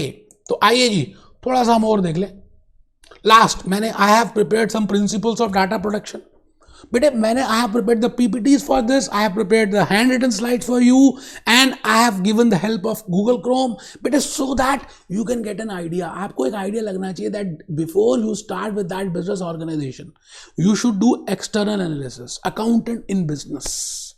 Within external analysis, we are doing political and legal factors. जैसे ये complete होंगे, we'll be doing economical factors. Within economical, we'll be doing macroeconomics and microeconomics. After that, we'll be doing social factors, demographic factors, technological factors, competitive factors. So all that bundle will help you in deciding that whether you should start with that, the new venture, new organization or not. Hope you are enjoying it. Be happy, be jolly, be cheerful. दोस्तों great morning, Bhupesh Anand एक बार फिर again I am here. So lecture number 4 we are going to start with. तो आज हम lecture 4 की शुरुआत कर रहे हैं दोस्तों. We are doing external analysis chapter number 6 external analysis, and that too political and legal factors. So today will be the last conceptual lecture for completing this chapter number 6. दोस्तों, we have covered 6 chapters, and today is the most important chapter, a lecture that is in relation to what are the legal legislations, direct legislations by the government in respect to consumer protection, in respect to health and care of the employees. We have covered employees protection, we have covered data protection. Now we are into how to protect the customers, rights of the customers को कैसे protect करें. बेटे आपने आजकल देखा होगा Amazon, Flipkart, you can directly return that product also within a week, और आपकी पेमेंट डायरेक्टली मिल जाएगी आपको within 1 or 2 working days. That account will be automatically credited. So what is this? Amazon, Flipkart, Snapdeal, Myntra, ये क्या कर रहे हैं सब बेटे? It is due to customers protection, and you are giving the reviews also in Amazon की आपने जो प्रोडक्ट देखा क्या वो प्रोडक्ट वैसा ही था जो एक्चुअली में स्पेसिफाई हो रहा था? So you have to give the reviews. What is this? It is just for the protection of the customer's right कि आपने जो डिस्क्रिप्शन देखा है वैसा प्रोडक्ट आपको मिल रहा है. The same price is there, the same quality is there, the same service is there, and for that we'll be doing one customers protection. So please open your registers. External analysis, political and legal factors, lecture number 4. बेटा मैंने आज एक quotation लिखा है, consistency and persistency. ऊपर से हम सीख के नहीं आते बेटे, ये भी मैंने F1 अकाउंटेंट इन बिजनेस, ऐसा थोड़ी मेरे को पता होगा. Consistency and persistency will help you in getting the success. So let's move. Direct legislation, we have discussed that government plays a very important role by government policies or by direct legislations. Within direct legislation we have to discuss, एक तो बेटा हमें discuss करना है employees protection, एक discuss करना है data protection. We have already covered that. Today in this lecture number 4 I will be discussing with customer protection and health and care. Customer protection and health and care. तो मैं पहली बात आ रहा हूं customer protection में. बेटे ये customer है, this is customer, I am talking of customer. तो आप अपना रजिस्टर्स ओपन करें और लिखें कस्टमर्स प्रोटेक्शन. बेटे एक होता है सेलर और एक होता है बायर. क्या लगता है बेटे? Seller and buyer. Seller, we have different acts also, the sales of goods act etcetera etcetera etcetera etcetera. But मैं आपसे जनरल एक छोटी सी बात पूछना चाहता हूं कि एज अ सेलर आप एक चाय पीने जाते हैं चाय वाले की दुकान से, 10 रुपीज यू आर पेइंग, और आप कुछ एक्सपेक्ट करते हैं कि इसकी चाय में अदरक हो, छोटी इलायची हो, बड़ी इलायची हो, दालचीनी हो, प्रॉपरली बनाई जाए. So these are your expectations as a buyer, और आपको जब ये सब चीजें मिलती हैं तो you will be satisfied. Similarly, if you purchase a product from Amazon, Flipkart, you are expecting something कि जो पिक्चर आपने देखी है बिल्कुल सेम स्पेसिफिकेशन हो, डिस्क्रिप्शन जो देखी है सेम डिस्क्रिप्शन हो. So there are some rights, and if you are purchasing that product which is not in the normal condition, so you should have a right to return it, you should have a right to replace it, you should have a right to repair it. तो आज के इस lecture में मैंने आपको consumer protection के rights बताने हैं. That what are the rights? We have a separate act in European Union that which protects consumer, that is named as Consumer Protection Act. So in that Consumer Protection Act there are some general principles. तो आज के इस lecture में हम उन general principles को refer करेंगे, and those are very basic general principles. चलिए स्टार्ट करते हैं. मैंने यहां पे लिखा आपके सामने, I have kept, one is seller and second is sale buyer. Amazon, Flipkart, Domino's Pizza, Infosys can be the seller and the buyer of their products or services. Now, which has a dominating position because this person has paid the money. Buyer ने अपने hard earned money has paid to that seller. So, I should protect the buyer. So, I will be discussing with the rights, the principles of my consumer, that is Consumer Rights Act 2015. तो बेटे आइए मैं सबसे पहले आपको छोटे छोटे principles की बात करूं. बेटे पहला प्रिंसिपल ये होगा कि जो भी क्वालिटी है उस प्रोडक्ट की जो स्पेसिफाई की थी और जिस पर्पस के लिए मेरे को लेना था और जो मैंने ऑलरेडी डिक्टेट कर दिया था सेलर को, that I want triple door refrigerator and the size and the length of that triple door refrigerator should be this should be the colour, this should be the quality. और अगर वो वैसा नहीं आता है तो बेटे दिस इज रॉन्ग। सो पहला principal is the seller should deliver the good of the same quality, same description, same price as specified. So first principle is good must be satisfactory quality. It must be of satisfactory quality. For example, air conditioner, बेटे आजकल triple star, double, 4 star, 5 star भी आते हैं power saving. तो if the customer has ordered for a 5 star, then the seller must deliver 5 star air conditioners. So accordingly all the things should be stated। तो मैंने बेटा principle 1 लिखा, goods must be of satisfactory quality and for the stated purpose. Principle 2, goods must correspond to the given description. आपको पता है YouTube में जब हम वीडियोस अपलोड करते हैं तो नीचे आता है डिस्क्रिप्शन की इस वीडियो में क्या है। So we have to write down that description which is there in that video. Similarly, description is given in Amazon, in Flipkart regarding the product, quality of the product, color of the product, durability of the product। तो बेटे जो product दिया उसका duration, उसका description should match with the product. तो आप लिखें, please लिखें बेटे, रजिस्टर ओपन कर लें। Principle 1, good must be of good quality and second is goods must be should be correspond to the given description. और बेटे आजकल आपको पता है सब कुछ डिजिटल कंटेंट में आ रहा है। गूगल ड्राइव में हम अपनी क्लासेस दे रहे हैं, ऐप में क्लासेस दे रहे हैं, अपनी भूपेश आनंद ऐप में क्लासेस दे रहे हैं। तो बेटे the point is if we are delivering the digital content then that buyer should have the right, and that digital content is not correct. There is some problem in that. So in that case, seller should either repair it or should get it replaced. So these are the rights, these are the basic principles which are to be followed in protecting the consumer, so that बेटे इससे क्या होगा, trust develop होगा। Trust develop होगा तो there will be more business then there will be more economic growth means more GDP, more per capita income, and growth will be there and my currency will become stronger.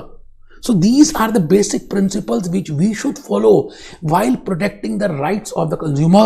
Next principle लिखें बेटे principle number 4, seller must have. अब मैंने एक सामान, ये जैसे pen है बेटे, मैंने उसको चोरी किया और आपको बेच दिया, तो बेटे it is wrong. As a seller I should have the legal ownership and title. मेरे पास इसका टाइटल, जैसे ये हम माउस यूज कर रहे हैं बेटे कॉर्डलेस, मैंने कहीं से चोरी किया और आपको बेच दिया, this is again wrong. I should have the legal ownership and the ownership. And regarding services, बेटे 2-3 बातों का ध्यान रखना है। सर्विसेज में जो भी सर्विस दी जाए, it should be completed within that stipulated time. जैसे एयर कंडीशनर की सर्विसेज आप देंगे या आफ्टर सेल सर्विस होंगी, whether that is guarantee, whether that is warranty, so those points to be taken into account, and within that stipulated time that service should be given. So these are the basic principles which has to be followed, which are there in Consumer Protection Act, completed at the stated price and carried with skill and care. आपका mechanic air conditioner ठीक करने आया और कुछ टूट गया, again it should have been carried with skill and care. So these are the rights, these are the basic principles which have to be followed. तो बेटे मैंने इसकी स्लाइड्स भी ऑलरेडी प्रिपेयर की हैं, अगर आप देखें तो I have prepared some slides for you. Just have a look on this. Employees protection we have already covered. We have covered this. We have covered this.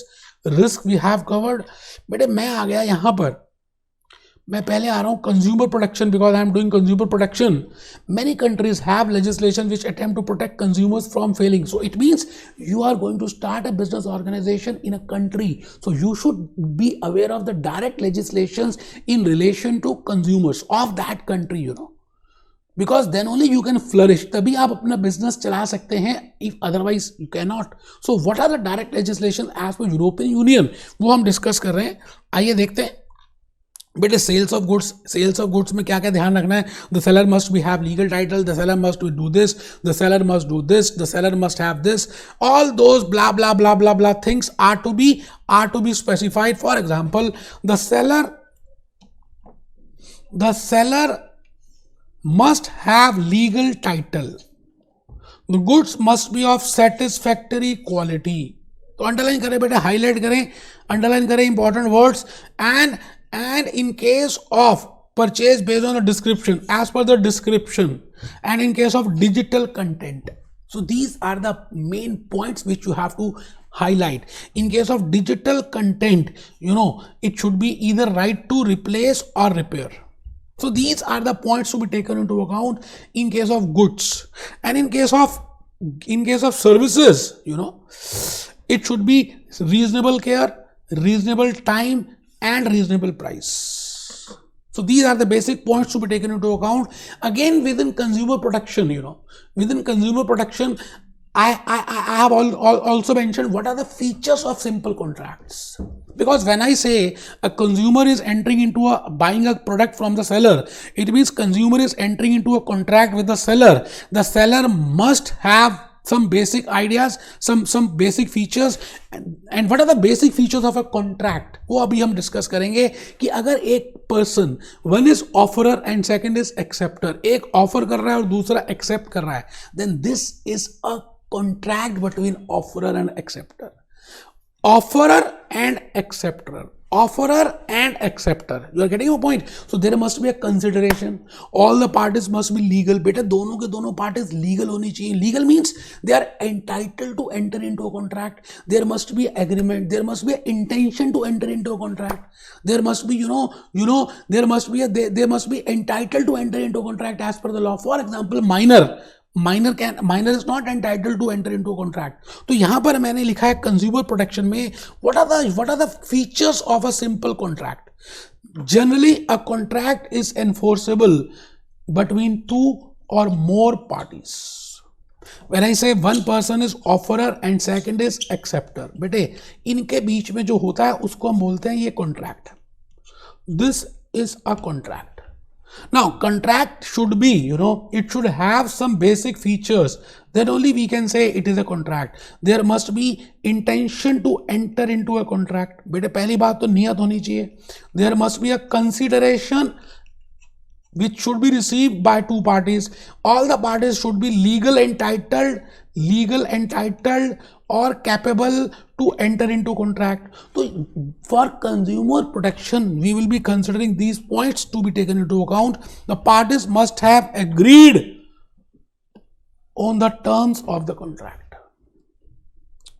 In many countries, both parties actually have to get some values, consideration should be there. But most important words, intention to create legal relation and capacity to enter into the legality of the contract. So ये जो बताया बेटे मैंने आपको consumer protection से related बताया.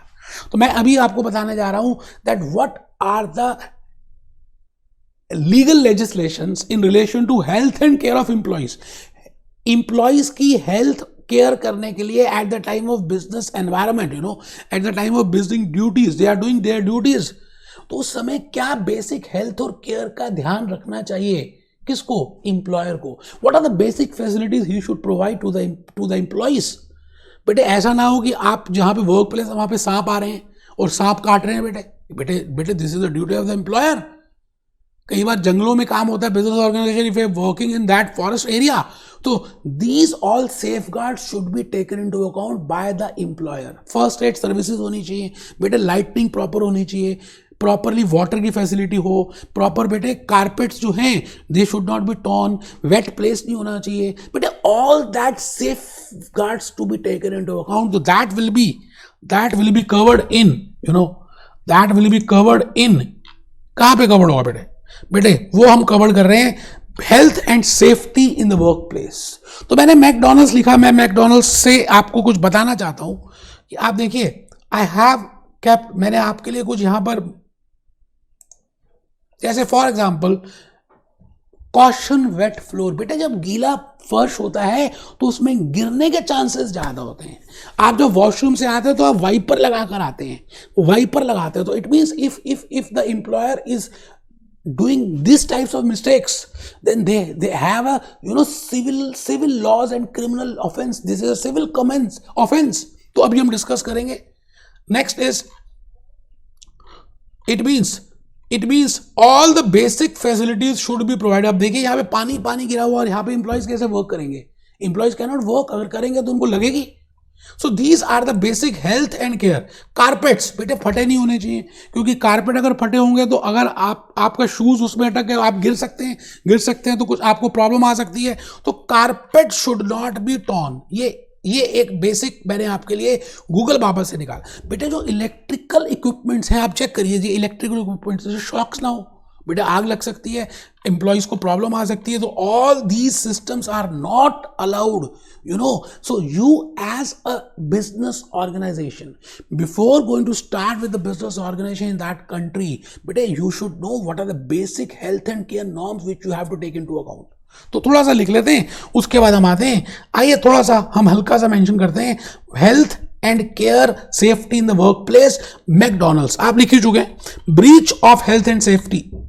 अगर breach हो जाता है हेल्थ एंड सेफ्टी तो employer is assumed to be failure to provide healthy environment, which will be breach of common law, and in some cases it will be treated as guilty of criminal offense. Snacks का मैंने example दिया। आइए next point देखें, ये हम already कर चुके हैं। This is employer and this is employee, and these are the hazards which are generally there. So employer has some responsibilities, employee also has some responsibilities. तो आज के इस लेक्चर में coming 5 minutes I will be telling you, पहली बात तो मैं बताऊंगा what can be the different types of hazards जो मैंने अभी गूगल बाबा से दिखाए। wet floors दिखाए, poor lighting दिखाए, torn carpets दिखाए, unsafe electricals दिखाए।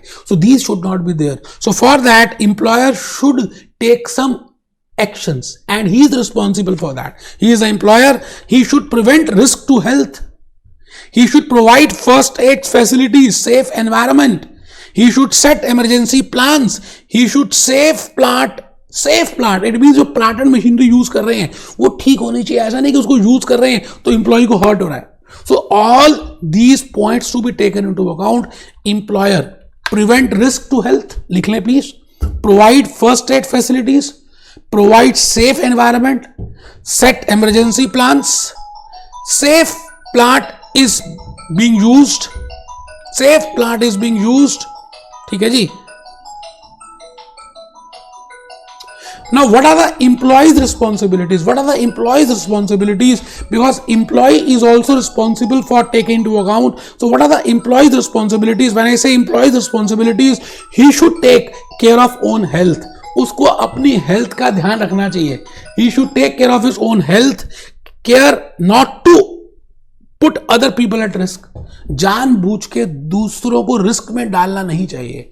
उसको अपना भी ड्यू डिलिजेंस का ध्यान रखना चाहिए, अपना रीजनेबल केयर करनी चाहिए। ऐसा नहीं कि it is the responsibility of employer and he is least responsible, this is wrong.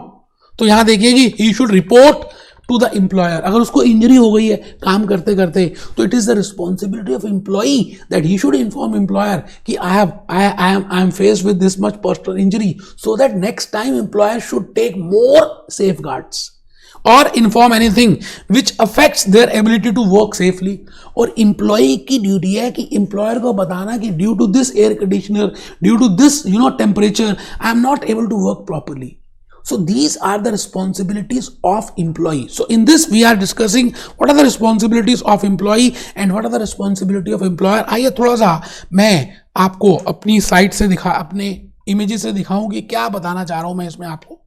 Just have a look on this.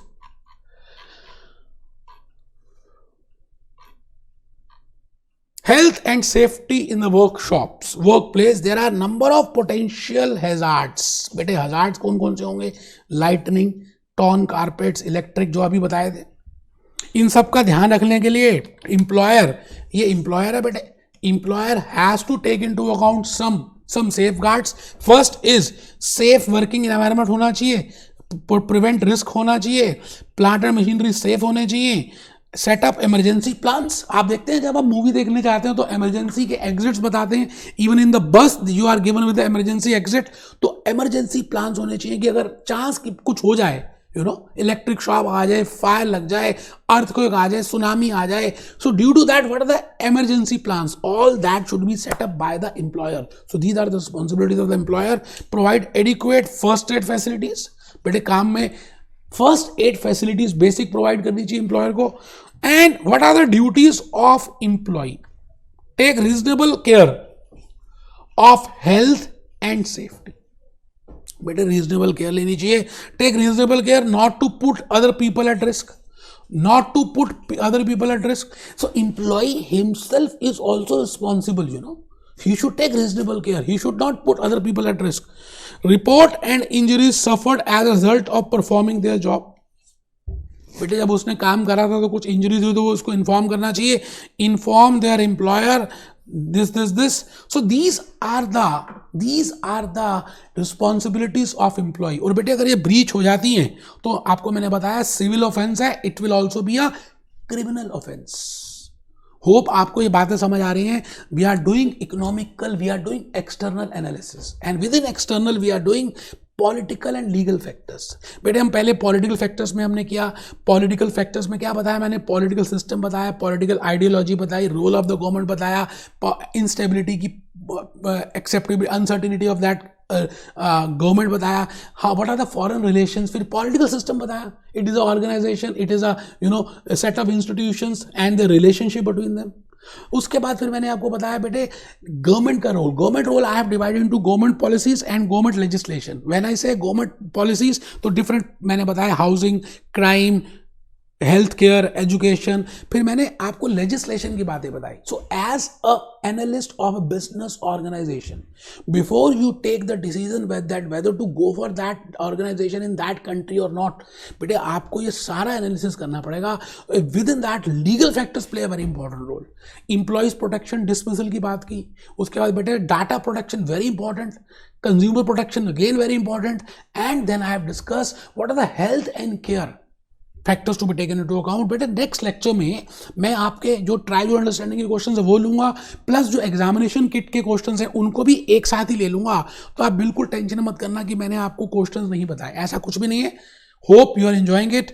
बेटे मैं गूगल की हेल्प से आपको प्रैक्टिकली बताना चाहता हूँ कि व्हाट आई वांट टू से यू नो.